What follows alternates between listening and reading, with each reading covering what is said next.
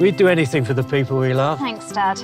That's why I chose over 50 life insurance from Royal London. The money left behind can be used as a gift. Or to help pay for a funeral. Thanks, Mum. We simply make affordable monthly payments. At Royal London, anyone aged 50 to 80 is guaranteed acceptance with no medical questions. Buy over 50 life insurance today, and if you pay £7 a month or more, you'll get a £115 welcome gift. Offer ends the 31st of March. Royal London.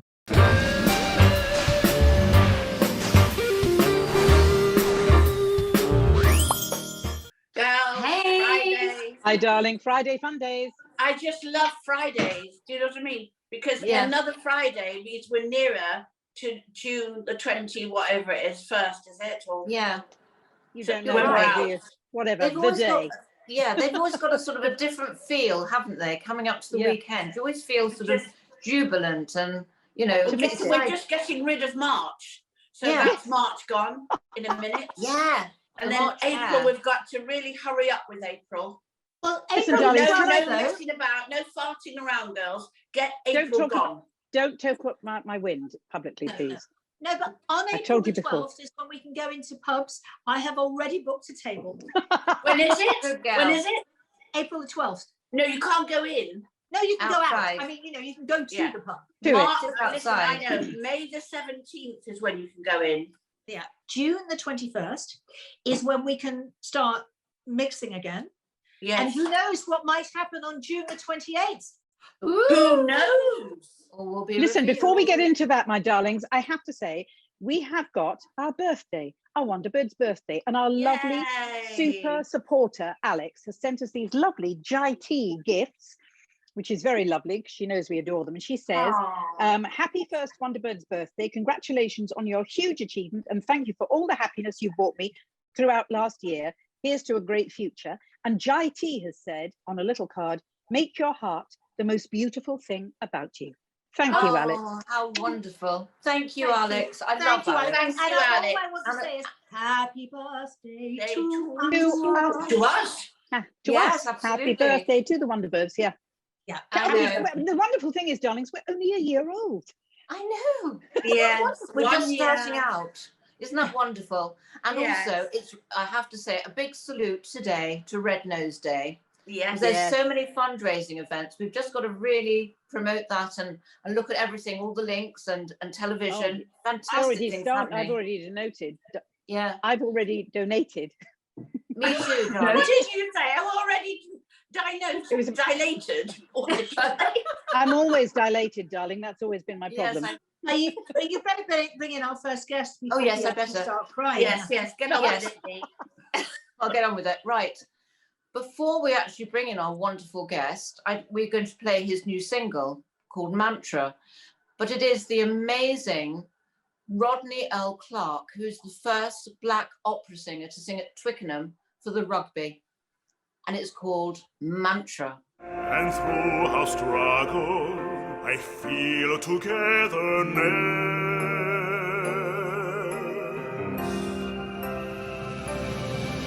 A mantra to educate each other. Oh, there you are. Hi. Wow, We've that just was seen your amazing. song. It's amazing and wonderful and moving and beautiful. Really absolutely stunning. And it, as Harriet just said, it's incredibly moving. And I know that it had a real poignancy for you. Just tell us about that, Rodney, please. Well, first of all, thanks so much for having me on your show, and it's so lovely to meet you all. So the mantra, myself, Tony, and Gaynor Sadler, together with the lyricist Richard Scales, were really looking to find a suitable way to finish the end of a really long piece of music called Voices for Reconciliation.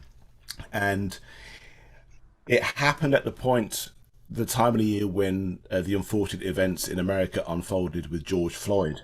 And we all felt that we simply had to join the conversation at raising the awareness, but more importantly, raising the vibrations of the nation and indeed the world, and trying to find an uplifting, arousing, a a piece of music which can help people really just focus on celebrating identity and having a basic respect for humankind.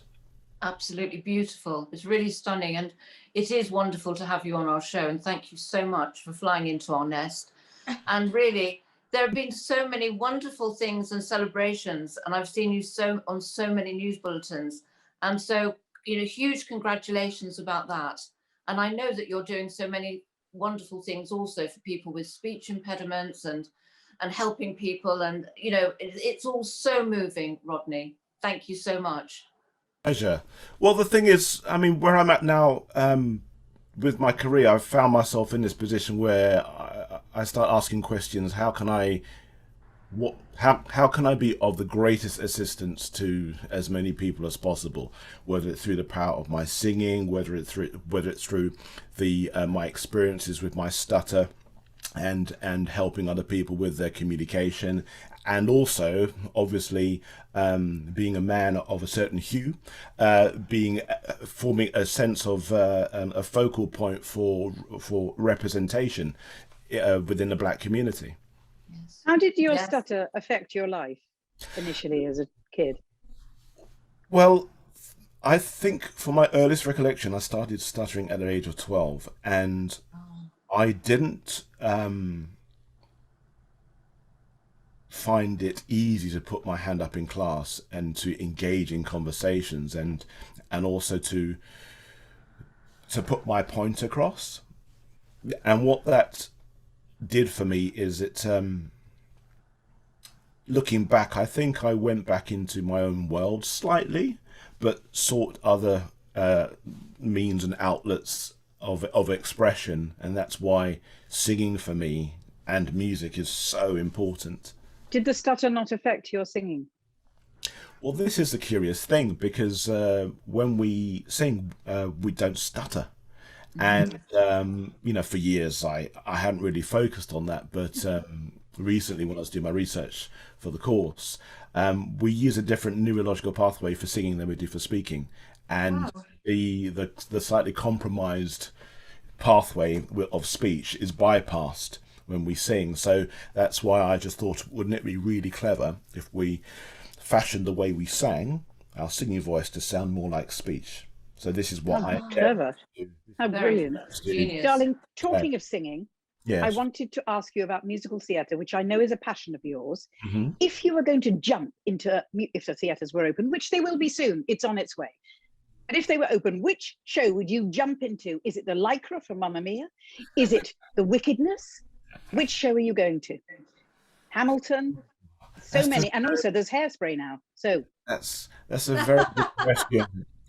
You know, treading any balls at this time of the year is a very unique thing, and I just want to pay tribute to all my colleagues out there who have gone through such a hard time. And whenever I get the chance to lend my voice to you know, well-known roles, there are many out there that I can do, and I just want to give the audience the real opportunity to experience something fresh and exciting and something unexpected. So what would you like, darling? Is there one show that you love particularly? Well, you know, I love Javert, I love Phantom, I love Mufasa. Les Mis, absolutely. You'd be brilliant in all of them. Well, that will be a dream come true, let's say. Yes. Well, only a step away, darling. Yes. Hashtag showbiz. The show must go on. We know that. Rodney, I watched your presenting show reel yesterday, and I think you'd make a really great presenter. Is it something you'd want to do? Yeah, I mean, the thing is, I'm always looking for things that can add the extra string to my bow, put it that way. And I'm passionate about working in the field of communication and entertainment, and you know, also the representation amongst the Black community to see an improvement in the world in the media world. It's also a very, very good thing. And of course, overcoming the challenges that I had with my speech impediment, with my stutter, and always, as I say to everybody, I always wanted to find ways of putting myself under pressure, putting myself in ways where I had to find a way through, where I had to implement those things, those techniques that I've learned over the years. So, well, you'd make a brilliant presenter, and you have to remember Piers Morgan has just left GMB. I know, I did get a memo. There's a thought. Yeah. Get your agent onto it, darling. Charming. Fabulous. To take over from Piers Morgan, to be 100% honest with you. But you are very charming and very handsome. I just have to say that because the girls haven't said that yet. So I've been waiting to say that. And I do want to move into your house because it's Okay, we've got security. We've got security. Do not worry. Don't tell her the very door's open. comfortable sofa. We're all thinking that.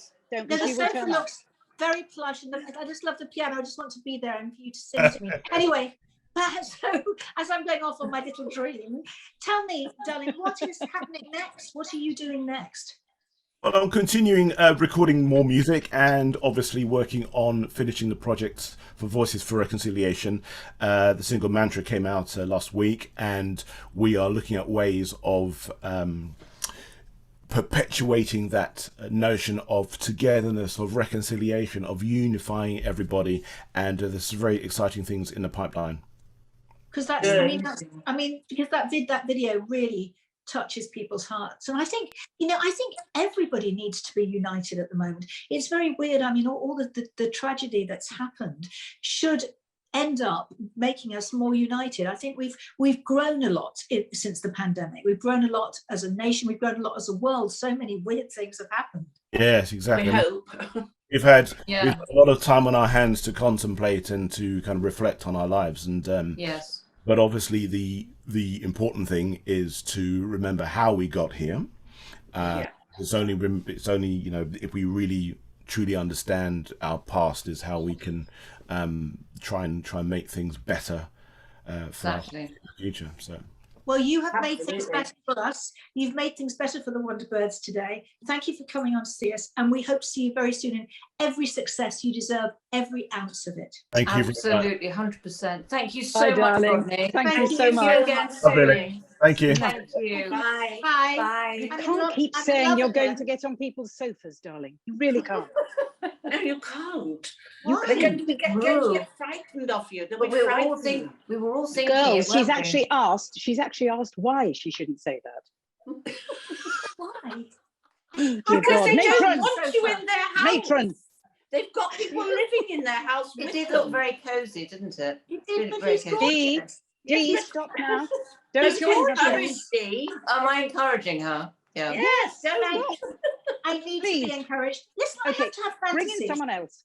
For goodness sake, a girl needs a fantasy every now and then. And Yes. the fact is that one of my fantasies is here right now. Oh, he'll love that. I'm so sorry. I'm so sorry to your gorgeous wife as well, Michael. Michael Simkins is coming into the nest. Hello, Mike. Hi. I've Welcome just back. revealed that you're one of my fantasies. Me? Yep. Oh. She said that many So times sorry. now. I'm so sorry. We tried to stop her, but Yeah. She has And then I apologised said to your your wife. wife will be very fond of me now that I've said that. But she'll forgive me. It's all showbiz, darling. Showbiz. Showbiz. But I know, and the others don't, what you've been reading and what you're going to talk to us about. It's amazing. Well, it is amazing. And for my first book club last month, you'll remember, ladies, that I chose 2 bestsellers that you could pick up in any Waterstones if any of the damn things were open. But this time I've gone for a much more piquant experience. This is Nick Bromley, my old mate, who's written a book called Stage Ghosts and Haunted Theatres. Now, I have to tell you that Nick is an old friend of mine, and he originally sent me a copy of this book a couple of weeks ago. And just as I'm sure you all find, when friends send you copies of books that they've written, part of your heart sinks. Yeah, it does. Because you think Always. what happens if it's Oh no. Yeah. I'm absolutely delighted to say that Nick's book is absolutely fantastic. Anybody who knows Nicholas Bromley will know that he's the sort of man who, during the war, would have been organising the British entertainments at Colditz. He's one of those old-fashioned, real enthusiasts who he's a most wonderful man, wonderful company stage manager. He's also, I didn't know, quite a big cheese in the Psychic Society, but he has spent 6 decades in theatres as company stage manager. I've worked with him twice, and he's come up with a compendium of some stories about stage ghosts that they are breezily written, they're delightful, but they are absolutely terrifying.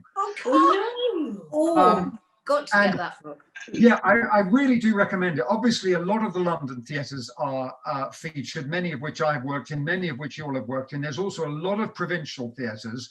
I was reading today, Dee, and I don't know whether it's the Thunderbirds, but Nick's got a chapter on the Delaware Theatre at Bexhill-on-Sea. So they're not all Victorian theatres, a lot of them are, but there was some very unhappy and very uneasy happenings. And he describes a hair-raising story of he says, a production of Thunderbirds that was touring there only a few years ago. Many of these stories are very recent, which is what makes them so gripping, because you think, oh, it's all about 1850, but some of them are like 2012, 2015. Wow. Company stage manager goes down into the company office at the Bexhill Delaware Pavilion, and the entire ceiling of the company office is covered with wet tissues that have been placed up there.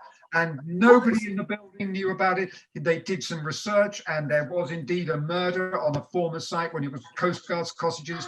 So there's all these there's some extraordinary tales of, I won't go on too much, but one about the Comedy Theatre in London, which I've worked at twice, when they were doing a production of the play about Joe Orton and Halliwell. And Nicholas Bromley was company stage manager there, and he bought a first edition of Prick Up Your Ears, and every night for about a week, every time he came down after a certain moment, he had to go up on stage. The copy of the book, which had been face down on his desk, was laying back up. Wow. My God, I believe in all that. I really do. And I don't know that, I'm not sure that I do, but I always, when I'm in a dressing room and I've played the comedy's called something else now, isn't it? It's the Pinter now, yeah. It's the Pinter Theatre, but I've played there too. But every night when I'm saying, putting all my stuff away, I always say, before I put the light out, and I put the light out round the mirror, you know, those little lights, and I always say, good night, darlings, in case there's someone there. And I always assume they're going to be lovely theatricals from the distant past, not, you know, psychopathic murderers. But thank you for that. I know. I'll try and God. So can I just ask you, when you said Bexhill-on-Sea and Thunderbirds, did that have any sort of connection to international rescue? Well, I'm wondering, because I only read it last night. I didn't have time to research it, but I don't know. Maybe they went in and you know, went back in time. Time travel back. Yeah. Okay, Mike, I'll tell you, the wonderful, wonderful theatre in Sunderland, the Sunderland Empire, which is the most... I played that. I played that. It's the most extraordinary, beautiful theatre, I think, ever. I come from there. And Sid James died there. Yeah. And they have new dressing rooms now. They have another part of the building, so they don't use the dressing rooms. So when I played there, I thought, right, I'm going to go and sit in the old part of the theatre where Sid James's dressing room was. So I sat in there, nothing. And then they said, at night, when you're doing the show, you can see him in the auditorium, in the circle, watching the show. Nothing. So I spent I think I was there 4 weeks trying to find, I should write a book, trying to find Sid James. And I never found him, and I'm really susceptible, because I've seen 2 ghosts in my life, and I'm really susceptible. And I tried to see Sid James, but I failed miserably. And then a friend of mine went to work there and saw him in the dressing room that I was sitting in. Wow. Maybe it was just one of those things, but that's sad, isn't it? I really wanted to see him as well. Are there any happy stories, darling, in the book? Well, I mean, some of them are very playful ghosts, and some of them, there's a ghost at the Garrett Theatre that has been instrumental, and Nick in his book chronicles this. There have been 3 instances of young actors being tapped on the shoulder by an imaginary hand while they've been working as bar staff at the Garrett Theatre. Wow. Yeah, 3 times by an invisible hand, and on each occasion, the next day they got a very big job. No, I'm going to work at the bar. Me too. As soon as Get it's us a open. job. Yeah. I love that book, Mike. What's it called again? I want to get one. It's called Stage Ghosts and Haunted Theatres by Nicholas Bromley. There's a foreword by Richard O'Brien, the great Richard O'Brien, and it will be available on Amazon, but it is also available. And sadly, have I got the thing? I think it's LCN Books. You can get it online. Right, I'm going to get that one. Yeah, I'm going to get that. But I assure you, and also your viewers and everything, that if it was poorly written, I would probably not have chosen it. But I was absolutely delighted. It really is like a dose of. I love it. I love the sound of it. Fantastic. Really Oh, does. fabulous. Thank you. Did you say there was another one as well you've read, Mike? The other book I have read recently, which is I've just got it here, so I'll just get it now. And this is for anybody who's feeling completely claustrophobic about lockdown and when will it end, and having to try and live in their heads. Is this, which is Jan Morris's A Writer's World. Now, Jan Morris, who was James Morris once upon a time, that's a long story. Jan Morris is not a travel writer that I've really read much of. And I'm always a bit suspicious of things that just have sort of little sections of much bigger, because sometimes it can be very unsatisfying.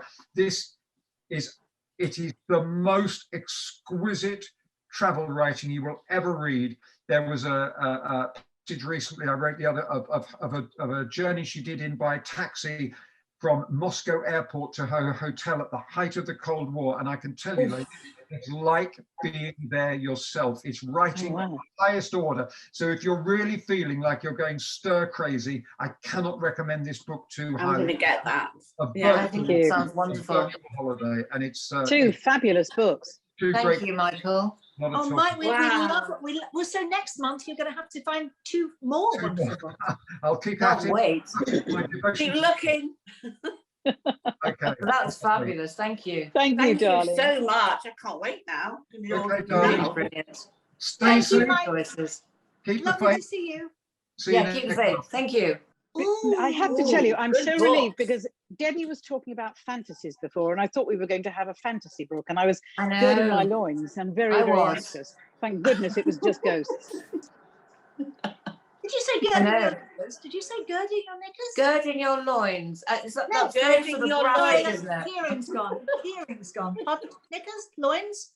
What's going on? Yeah. There is Now, something. girls, we've got the most exciting news to tell all our viewers.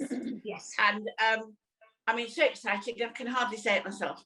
So on the 28th of June, I'll repeat that, on the 28th of June, the WonderBirds are going live on a live show at the Duchess Theatre.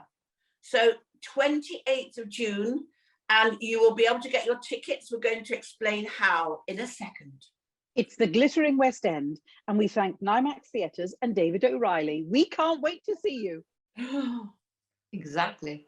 There are going to be lots and lots of guests on our show, so it's not just us, thank goodness. Yeah. There's going to be all of us, and you can get, now there'll be a link on the show blurb, but there also, if you don't see that, there is a link on our website, the Amazing WonderBirds website, amazingwonderbirds.com. There is a link on there so you can buy your tickets. Now, they're only 200 tickets, that's all. It's quite a small theatre, and as you know, with social distancing, we've only got 200 tickets to sell. So obviously 4 have gone because we're going. Absolutely. And I have to say, as Debbie had just said, there's going to be a magnificent lineup as well as ourselves, of course, and we will be revealing that over the coming months. Yes, or a couple of months, because it's not that long. Yes. So please, that it will sell out because there's only 200 seats. So please go onto our website, or you'll see the link on this show. And the tickets have got on sale today, this second. So please. It's the 28th of June. Remember, the 28th of June. You can't forget that, at the Duchess Theatre in the West End. Be there. They won't forget it. They won't forget it, darling, because we're going to keep reminding them. We're going to go. We are. No escape. I find out No escape. Be there or be square comes from. Yeah, I know. I was just about to say that. Be there or be square. Yeah, you know, in the 60s, because people used to say, because if you were there, it was round or you were square. Yeah. You there? Is that why? I'm always round. I don't know. I'm very round. Be there, you were in the round, and if you weren't, you were square. Apparently. I don't know. rock and roll. I better go and have some more coffee because I'm delirious. I think Dorothy- so. I think Dorothy so. is delirious. There is no Richard tomorrow. There is no us tomorrow. But We he's are back not next having- week. Tomorrow. Darlings, on Monday, the antiques expert extraordinaire, friend to all of us, David Harper, flies into our nest. He's also a writer with a brilliant book about the Georgians. Yes. And also the fabulous and amazing Matt Daniel Baker, the magician. And My my mind reader. That's the worrying thing. What's he going to find out Yes. about us? Going to find a mind Yes. between the four of us. Not There's one one. of us has got one. No, darling, there's one brain cell on trickle between all of us. on trickle. On trickle. Trickling. One brain cell on Trickling. trickle. I'm going. Trickling down. I need the weekend off. Goodbye. Yeah, that's right. Goodbye, dear. Can't get rid of them soon enough. Bye.